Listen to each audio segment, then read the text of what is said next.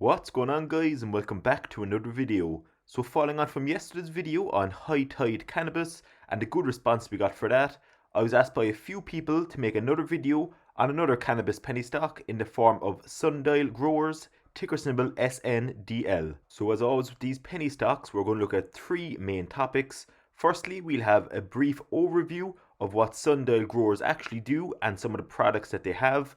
We will then look at their current share price to see if it's under or overvalued and look at some price movement over the last week or so.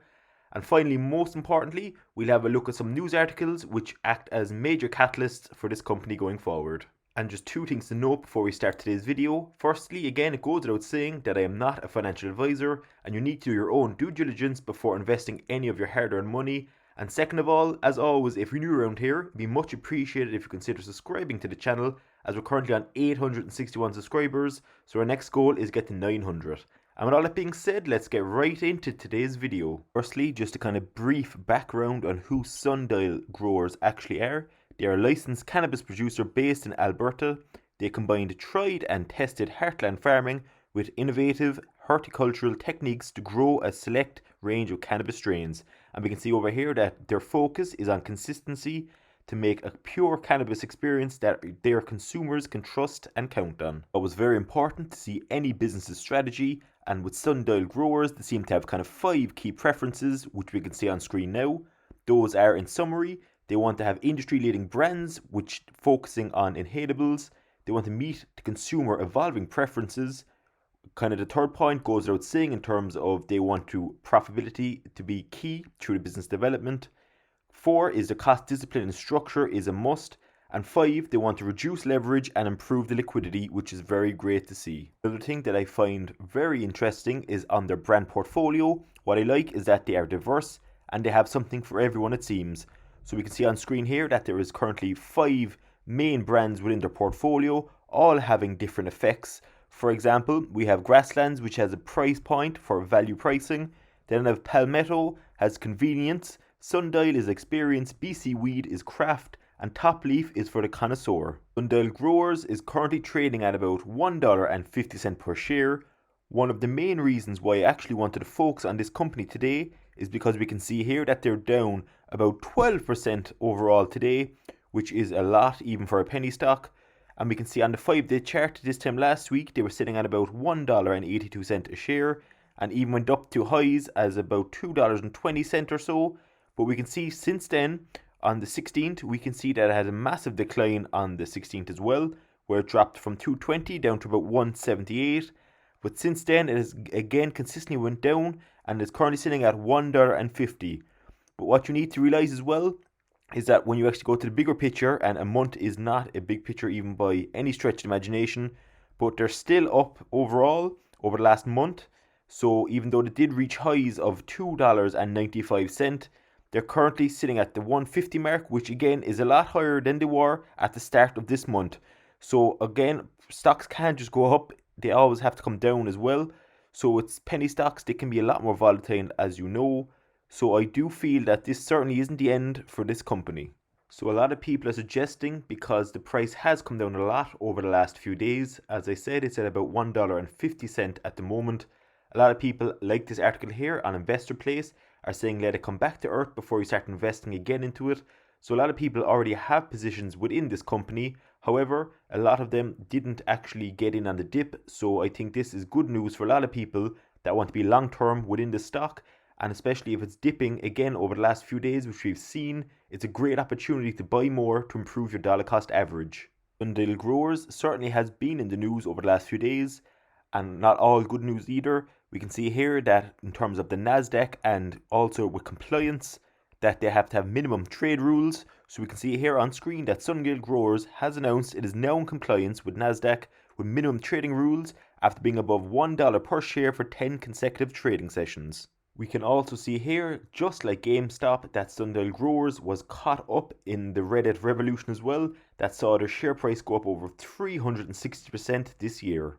So that's really going to drive prices up and down, very volatile in any company when they're in those kind of scenarios. And another point to note on this article as well is that the legalization of cannabis and legislations are currently in talks as well. So that can have a major impact on companies like this going forward. Now obviously it's huge news when we can see companies like this that they are now back in compliance with the Nasdaq.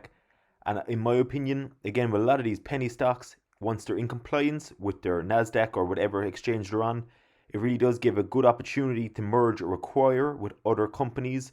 So if they can do this, it's going to only go up in value and has brilliant prospects, especially if they can merge or acquire a US company. Now, in my own opinion, I believe that the Canadian cannabis stocks are slightly overvalued at times, and I believe that US cannabis stocks are undervalued. Again, all got to do with legislation, in my opinion. So if the legislations do go through properly within the US as well, that these undervalued US style cannabis companies will go up in value, in my opinion.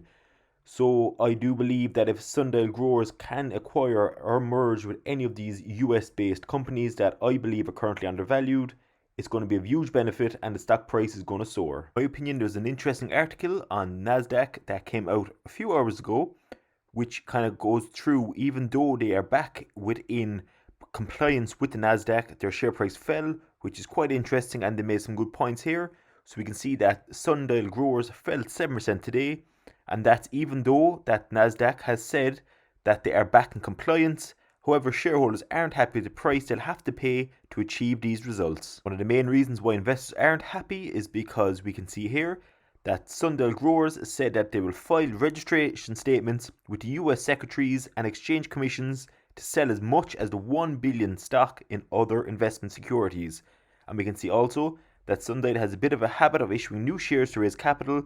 Until it starts seeing actual growth in its fundamental basis, investors have to be prepared for a further pullback from here on in. In summary, there is definitely things I like and don't like about this company.